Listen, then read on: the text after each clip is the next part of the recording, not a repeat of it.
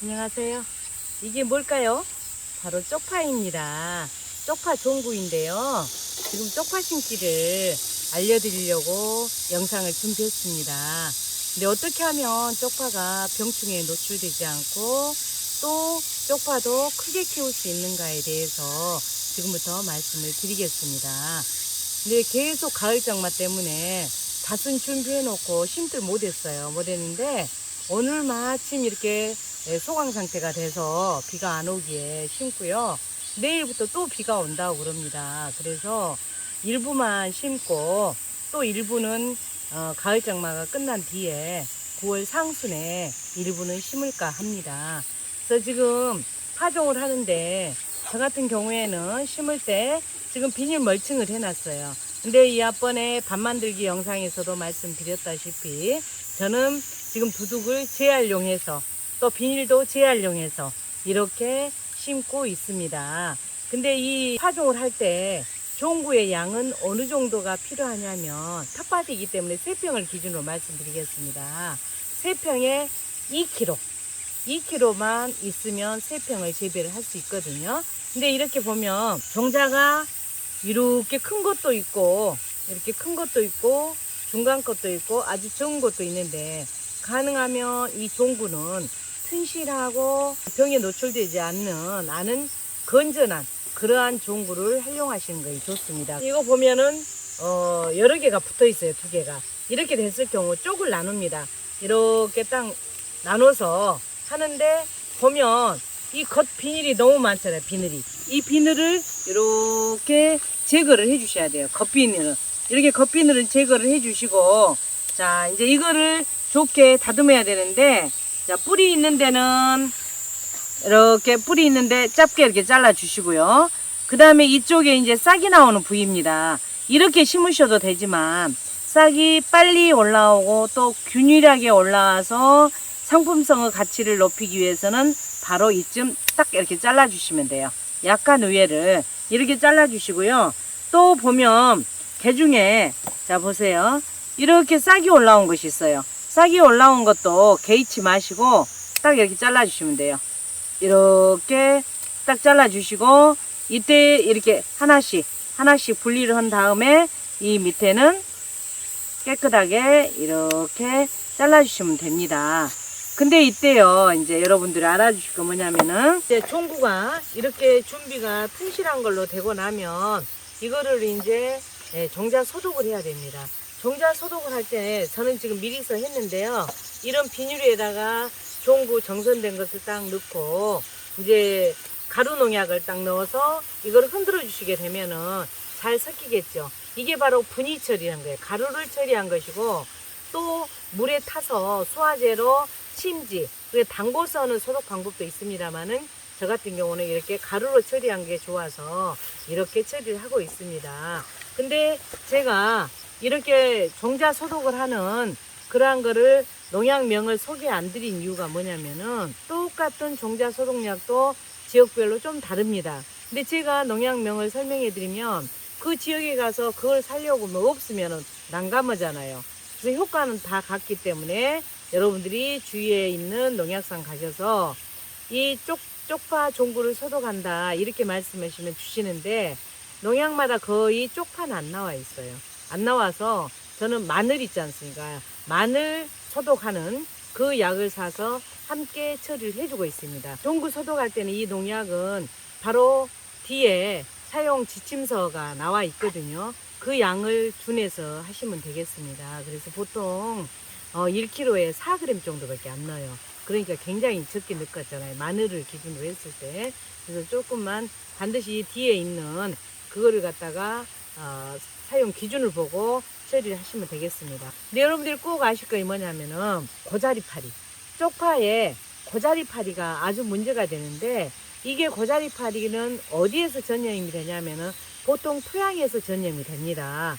그렇기 때문에 반드시 토양 소독제를 넣어 주셔야 되고 또 이렇게 종구에다가 살충제를 처리해 주셔야만이 고자리파리로부터 병충해의 노출을 막을 수가 있으면서 반드시 토양 소독제도 넣고 토양 살충제를 처리하시고 또 종구도 소독하시라는 말씀을 드렸고요. 더 중요한 것은 올해 우리 쪽파가 고자리파리에 노출이 됐다. 그런 데는 이 밭 두둑도 딴 데다 해주셔야 될 뿐만 아니라 반드시 이 종구 또한 종자 소독을 꼭 해주시라는 것을 말씀을 드립니다. 그래서 이렇게 이제 준비를 했고요. 그 다음에 이제 밥 만들기에서도 제가 넣지를 않았기 때문에 말씀을 드렸는데, 흔히 붕사를 처리를 많이 하시거든요. 그런데 붕사 처리는 안 하셔도 괜찮아요. 근데 여기에가 보통 밭에가 1년에 한 번 정도 다른 작물 할 때 한 번만 처리하시면 되거든요. 근데 할 때마다 처리하는 것은 아니다. 근데 쪽파 같은 경우에는 오히려 붕사를 많이 넣었을 때 문제점이 있기 때문에 붕사를 처리 안 하는 것이 좋다는 것을 다시 한번 말씀드리고요. 이렇게 가을에 추파, 그러니까 가을 노지 재배일 경우에는 8월 하순부터 9월 상순에 파종하는 것이 좋습니다. 그러게 되면은 이거는 서늘한데 잘 자라기 때문에 10월부터 11월에 김장철에 수확을 해서 여러분들이 활용을 할 수가 있습니다. 그리고 이제 또 남겨놨다가 그 이듬해까지 또 채종도 하고, 봄에 쪽파가 최고 맛있지 않습니까? 그래서 월동을 시킨 후에 이렇게 할 수가 있습니다. 그래서 생육기간이 굉장히 짧은 쪽파를 심으셔서 우리가 식탁을 풍성하게 하는 것도 좋을 것 같습니다. 그럼 지금부터 이제 쪽파 실제로 심는 요령을 말씀드리겠습니다. 비닐 멀칭을 저는 권장을 합니다. 왜냐하면은 이 쪽파는 겨울을 이겨내고 봄까지 유지를 해야 되기 때문에 제초도 해결이 되죠. 또 보온도 시켜주죠. 습도도 적당히 유지하는 보습 효과가 있기 때문에 이 쪽파는 노지 재배에 비닐 멀칭한 것을 저는 권장하고 있습니다. 그리고 또한 모든 밭작물의 필수는 배수로 정비입니다. 배수가 잘 돼야 되거든요. 그렇기 때문에 이 심어놓고 또 태풍이 오고 비가 많이 오게 되면 문제가 되기 때문에 반드시 두둑도 높게 하시라는 말씀을 드렸습니다. 자, 그럼 지금부터 이제 쪽파를 직접 심어 보겠는데요. 자, 이렇게 분이 처리가 된 쪽파입니다.